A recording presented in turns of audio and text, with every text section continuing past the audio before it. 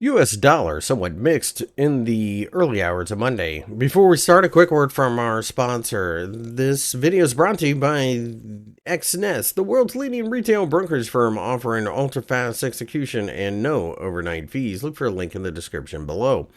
The euro initially did try to rally a bit during the early hours on Monday, but gave back those gains, and now the US dollar is showing a little bit of strength. That being said, when I look at the chart, what I actually see is a bit of consolidation. It does make a certain amount of sense that we could consolidate in this region because we had fallen so rapidly to the 1.08 level. A little bit of digestion would make a lot of sense. Above, we have the 200-day EMA right around the 1.09 level, which, of course, is a large, round, psychologically significant figure. And if we break above there, then the market could go looking to the 1.10 level. Underneath, we have the 1.08 level, and breaking down below there could open up a move down to the 1.07 level. All things being equal, I think this is a sign of the market at least trying to stabilize. I don't read too much into it quite yet.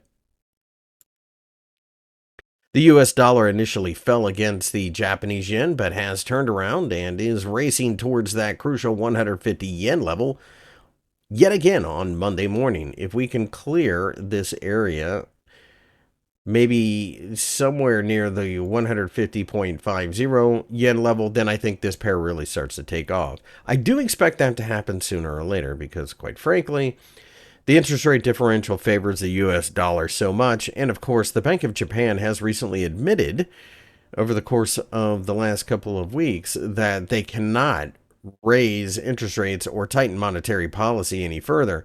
This gives us a clear shot for the carry trade to kick back in, and I think right now we're just wrestling with the idea of being above the 150 yen level. It's also worth noting that the 200-day EMA is now acting as a bit of dynamic support.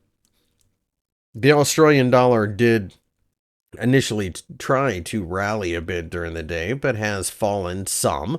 But again, I think this is a lot like the euro, where it's just a mixed move. By the end of the day, it wouldn't surprise me at all to see this positive. That being said, I don't think it means much, other than we are trying to catch our breath after a significant drop down to the 0.6650 level, which of course is an area that's been important a couple of times in the past already.